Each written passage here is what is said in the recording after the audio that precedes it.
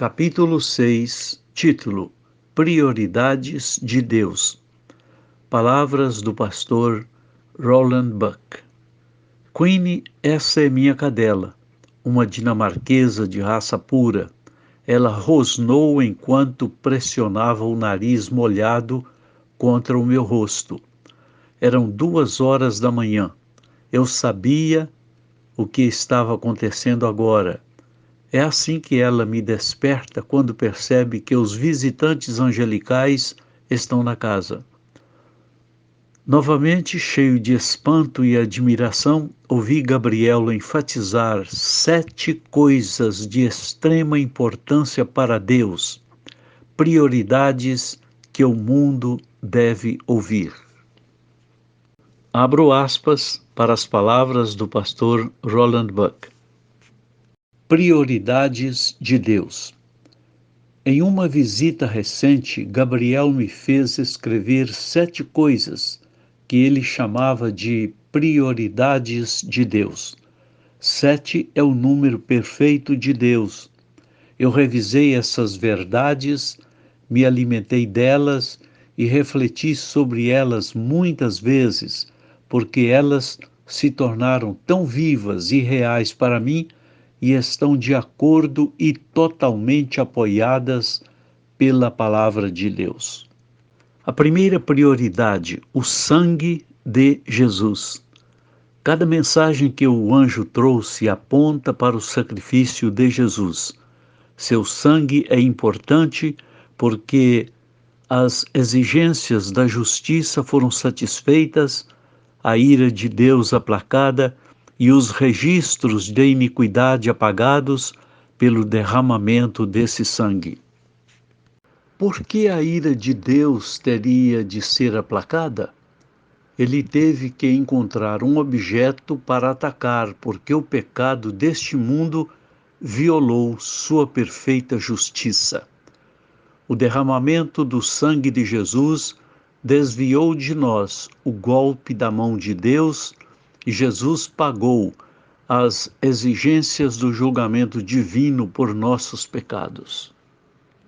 Quando Jesus foi para o céu, ele aspergiu seu sangue sobre todas as coisas que estavam lá.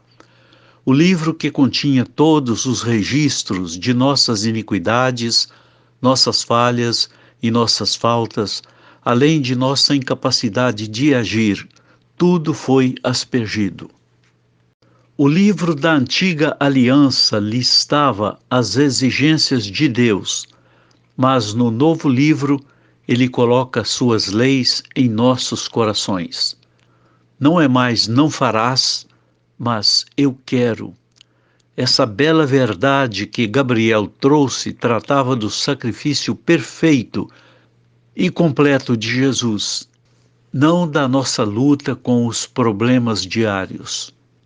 Muitos crentes sabem que o registro das coisas entre eles e Deus está endireitado, mas eles se preocupam com as coisas entre homem e homem. Gabriel me disse que Deus até apagou isso deste livro. Na primeira aliança, ele disse que se lembraria de todo pecado e iniquidade. Na segunda aliança, ele disse que não se lembraria mais deles, porque foram apagados pelo sangue de Jesus. Ele provou a morte por todo homem e mulher, para libertá-los da escravidão e penalidade do pecado. Hebreus 2:9. O sangue de Jesus tem sido considerado insignificante por muitas pessoas. Algumas até afirmaram que o sangue não tinha mais efeito quando derramado durante a crucificação do que quando corria por seu corpo na vida diária. Mas Deus disse que o sangue de Jesus era tão importante que nem uma gota foi desperdiçada. É o único sangue que já foi referido como incomparável. Este era o plano de Deus. Em Hebreus 12:24, o escritor declara: aí está o sangue que cobriu o pecado. Para sempre, por toda a eternidade, o sangue tem um lugar. Segunda prioridade: comunhão fraternal e comunhão com Deus. Ele quer que possamos ter uma comunhão rica e maravilhosa com Ele. Ele está realizando isso por meio de Sua palavra e por seu Espírito. Deus quer ter comunhão com você. Ele quer que você desfrute da consciência de Sua presença todos os dias. Deus não quer apenas que os crentes se aproximem dele. Ele quer que aqueles que estão longe dele venham também. Ele disse que se você o chamar de onde estiver, do ponto mais distante de toda a criação, ele removerá toda a distância entre você e ele. Deus quer você. Ele não está procurando motivos para renegar você. Ele está procurando motivos para ajudá-lo a aproximar-se dele. Ainda que os seus pecados sejam como o escarlate, serão brancos como a neve.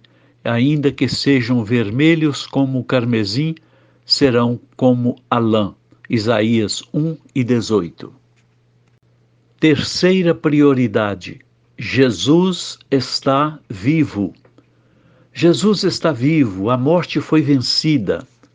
Embora possamos experimentar a morte no que diz respeito a esta vida física, esta não é a morte real. A morte da alma, a morte real, foi vencida. Quando Cristo experimentou a segunda morte, ele realmente experimentou o julgamento de Deus sobre o pecado. Ele não provou a morte física por nós, porque ainda temos que morrer, mas ele quer que saibamos que não precisamos nos preocupar com a segunda morte, porque ele já cuidou disso para todos os que confiam nele. O anjo me lembrou quão completo é o plano de Deus e deu a referência de Atos 2:24, onde ele se referiu a Jesus, dizendo que era impossível que a morte o detivesse. Por que era impossível? Porque já estava registrado no céu que ele saiu da morte e do inferno. Porque estava no plano de Deus, era impossível que o inferno pudesse segurá-lo. Satanás foi derrotado. A bela história do que Jesus fez é contada em Hebreus capítulo 2, versículo 9 ao 15. Mas vemos Jesus, que por um tempo foi um pouco menor do que os anjos, coroado agora por Deus, com glória e honra, porque ele sofreu a morte por nós. Sim, por causa da grande bondade de Deus, Jesus provou a morte por todos em todo o mundo. E era certo e apropriado que Deus, que fez tudo para a sua própria glória, permitisse que Jesus sofresse, pois ao fazer isso, ele estava trazendo vastas multidões do povo de Deus para o céu, pois seu sofrimento fez de Jesus um líder perfeito, capaz de trazê-los à salvação. Nós que fomos santificados por Jesus, agora temos o mesmo Pai que Ele. É por isso que Jesus não se envergonha de nos chamar de irmãos, pois ele diz no livro dos Salmos: falarei a meus irmãos sobre Deus, meu Pai, e juntos cantaremos seus louvores. Em outra ocasião ele disse: eu porei minha confiança em Deus junto com meus irmãos. E ainda em outro momento: veja, aqui estou eu e os filhos que Deus me deu.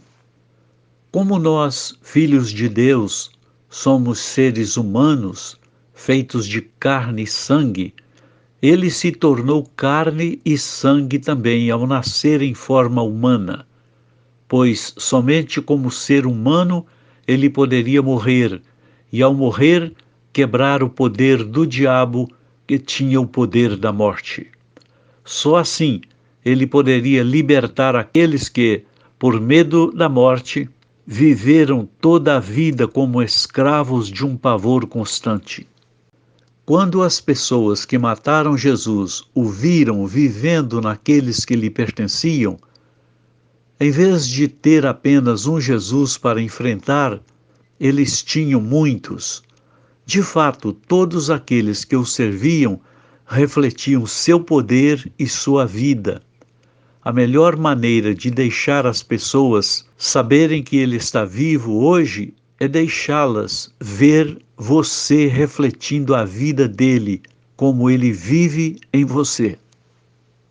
Quarta prioridade: a promessa do Espírito Santo. Deus planeja com antecedência.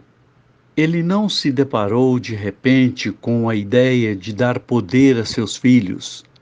Essa grande promessa foi planejada antes da criação da terra e fomos informados dela em sua profecia, a Bíblia, muito antes da chegada do dia de Pentecostes.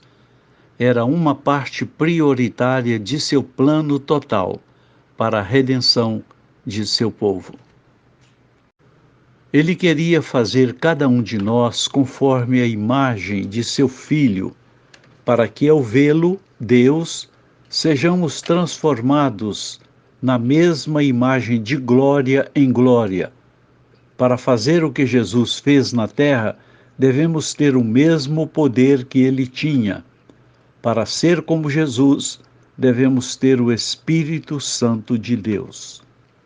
Há muitas pessoas hoje que descartam isso, e há algumas que dizem, abro aspas, se é verdade que um anjo deu esta mensagem a você, ele não estaria falando sobre o Espírito Santo, porque esse é um assunto controverso e um anjo certamente ficaria em terreno neutro. Fecho aspas. Gabriel nem comentou se era ou não polêmico. Ele apenas declarou um fato de que isso era alta prioridade para Deus hoje. Saúdo a todos meus irmãos com a paz gloriosa do Senhor Jesus.